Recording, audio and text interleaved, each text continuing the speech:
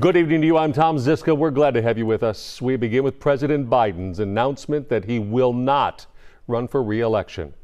The decision this afternoon emerges amid scrutiny of his age and questions regarding his capacity to fulfill the responsibilities of the office, all coupled with the seemingly slim chances of securing a victory over Donald Trump in the November election.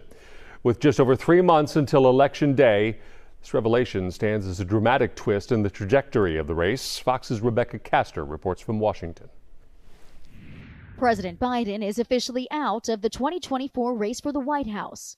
It follows weeks of growing pressure from Democrats after his shaky debate performance highlighted concerns over his age and mental fitness. The president shared the news on X, saying in part, "It has been the greatest honor of my life to serve as your president. And while it has been my intent to seek re-election, I believe it is in the best interest of my party and the country for me to stand down and focus solely on fulfilling my duties as president for the remainder of my term." He said he would speak to the nation later this week. In the end, he decided on what Democrats are hoping will be a graceful exit.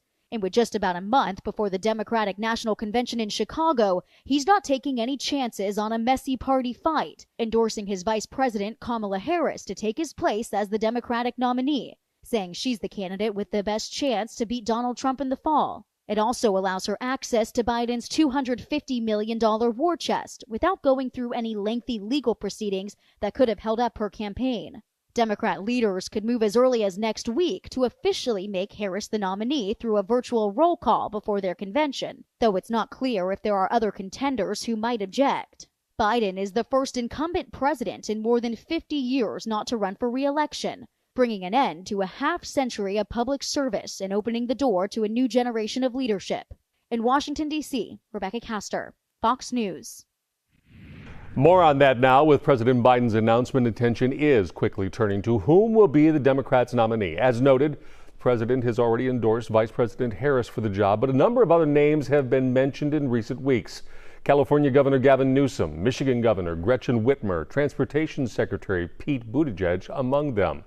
But millions of Democratic primary voters made a choice that was none of those people. Political experts believe a solid plan will need to emerge before the party's convention next month in Chicago. If it's an open convention, the debate will be rampant. The hostilities could be very significant, and the jockeying for positions could be very, very public. And that would not be in the best interest of the Democrats. Reaction from local leaders continues to come in. Houston Congresswoman Sylvia Garcia released a statement saying, in part, Joe Biden is an example of strength, leadership, and what it means to be a patriot. When his nation needed him to be protected from darkness, he stood up for all of us. I have limitless respect for the president and therefore respect the decision he has made. I was fully committed to supporting him this November and am truly saddened by his departure from the race. She went on to say that she is fully ready to support Vice President Harris in the upcoming election.